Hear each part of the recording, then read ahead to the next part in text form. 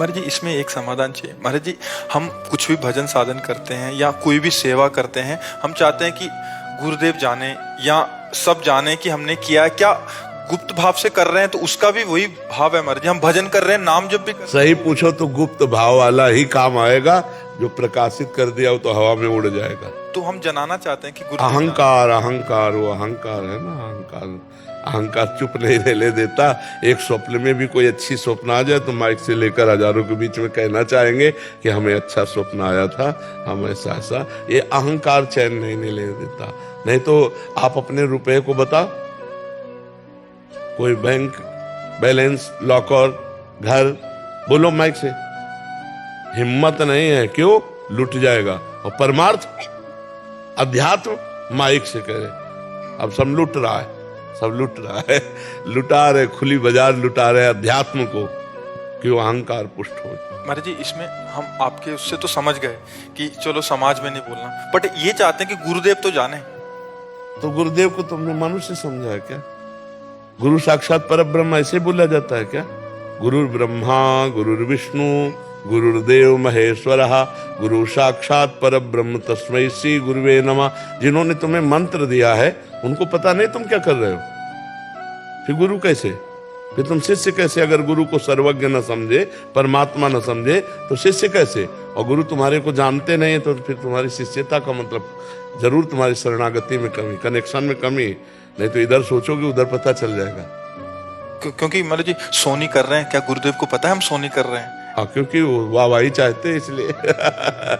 अरे गुरुदेव की कृपा है तभी सोनी कर रहे हो, गुरुदेव की कृपा है तभी नाम जप कर रहे हो, गुरुदेव की कृपा है तभी वृंदावन आए हो, गुरुदेव की कृपा है तभी भगवान के तरफ झुकाव हो रहा है। पता क्या? वो कर रहे हैं बैठे बैठे। गुरु तो हृदय में भी बैठे हैं ना। कोई गुरु कोई व्यक्ति नहीं होता, गुरु भगवान होते हैं। और भगवान ही गुरु है, गुरु ही भगवान है। गुरु गोविंद न भेद कराई। तो गुरु में यदि भगवान देख ले तो फिर बताने की जरूरत नहीं, क्योंकि उन्होंने मंत्र दिया। तुमको पता है किस समय तुम कितना जप कर रहे हो, कितना भजन भाव में, कैसे सही चल रहे हो या गलत चल रहे हो। हमने 100 संतों का भंडारा किया गोवर्धन में, ये भी गुरुदेव को पता होना चाहिए। हाँ, वो अहंकार वाहवाही चाहने के लिए। अपने बेटे को खवा के कभी किसी ने पोस्टर में लिखा हो तो बताना हमें। पोस्टर में छपवाया हो अपने बच्चे को बढ़िया खवा। अगर अपने बच्चे को पवा रहा आप नजर भी ठीक से देखना चाहो ना तो माँ को भय लग जाएगा कि कहीं नजर न लगा दे। और भगवान को पवाए, भगवान के भक्तों को पवाए तो 100 जगह पोस्टर छपवा दे। सब देहाभिमान का खेल है। कुछ नहीं मिलता ऐसे पुण्यदान, कुछ नहीं मिलता। जितने पढ़ेंगे वो सब खत्म होता चला जाएगा। संतों को पवा के कोई जान न पावे, तुम पत्तल दोना फेंक के उनकी जूठन पाओ। अगर कोई पूछे अपने संत से मेरे में सामर्थ्य कहाँ है तेरे, हम तो खुद भिक्षुक है भगवान का। मतलब ऐसी गोलमोल कर दे कि कोई जान नहीं पावे, अपना निकल जाए। यहाँ तो पोस्टर छपवाए जाते हैं कि 100 ब्राह्मण 100 साधु, ये सब अहंकार की पुष्टता का खेल है। इसीलिए शुद्ध भक्ति में चलना कठिन है। महाराज जी इनका फल क्या होना चाहिए? ऐसी सेवाओं का फल, हम संसार की सेवा कर रहे हैं, संतों की सेवा कर रहे हैं, गुरु घर की सेवा कर रहे हैं, इसका फल क्या मांगे? मतलब अगर आप नहीं मांगते हैं तो इसका फल सीधा भगवत प्राप्ति है। कुछ मांगने की जरूरत नहीं। और अगर आप मांगते हैं तो आप कितना मांग सकते हैं? एक गरीब आदमी सम्राट के पास पहुंचा, बादशाह के पास। बादशाह ने कहा आज तुम जो मांग लोगे तुम्हें दे देंगे। गणित लगाए, कहा 1 साल का भैंस का भूसा और 1 साल के हम लोगों की रोटी और हम सबके कपड़े। बादशाह ने कहा तुम किससे मांग रहे हो? चक्रवर्ती सम्राट बादशाह से मांग। बोले हुजूर इससे ज्यादा मांगने की हमारी ताकत ही नहीं है। समझ रहे? हम भूसा ही मांग सकते हैं, हम अपने शरीर की बात ये नहीं कह सकते कि हुजूर आजीवन भर की व्यवस्था कर दो। ऐसा भी तो हो सकता है ना। तो एक गांव का गांव दे सकता है, चक्रवर्ती सम्राट है। तो हमें मांगना भी नहीं आता तो हम क्या करें? मांगना भी भगवान के ऊपर छोड़ दे कि हमें पता नहीं कि क्या हम मांगे, तो आप ही दे दो जो आपको अच्छा लगे। तो वो जब देंगे तो शुद्ध ज्ञान, शुद्ध भक्ति, शुद्ध प्रेम देंगे। तो हमें लगता है भगवान के ऊपर छोड़ दे। और एक खान पान विभाग व्यवस्था, ये तो भजन करने वालों के ब्याज में होती है।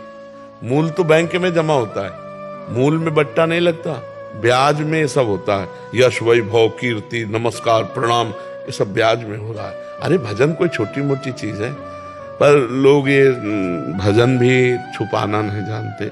ये भजन जितना छुपेगा उतना बढ़ेगा और जितना छपेगा उतने नष्ट हो जाएगा। ये बात समझो। अगर आप किसी को चुपचाप ऐसे कोई जान ना पावे 1000 रुपया दो, फिर आपके अंदर देखो एक वो होगा अहम, यार ये किसी से तो कहे। तो बोले सुनो वृंदावन गए थे, कहा जाता गुप्त दान करो, हमने चुपचाप मुट्ठी में दिया, और ये बात 50 को बताएगा और कह रहा है गुप्त दान दिया, और फिर क्या कहेगा? देखो कहना नहीं किसी से। अब यही बात 50 को कहेगा और कहेगा हमने गुप्त दान दिया। अब ये है मूर्खता कि गुप्त को स्वयं प्रकाशित कर रहा है। अपने जो पुण्य बल है, पुण्य बल और पाप दोनों कहने से क्षीण हो जाते हैं, पाप भी क्षीण हो जाते हैं। जैसे तुम्हारी कोई निंदा करने लगे, तुम सभा में, महाभागवतों की सभा में स्वीकार करो कि मेरे से, तो क्षीण हो जाएगा। ऐसे पुण्य स्वीकार कर लो तो वो क्षीण हो जाएगा।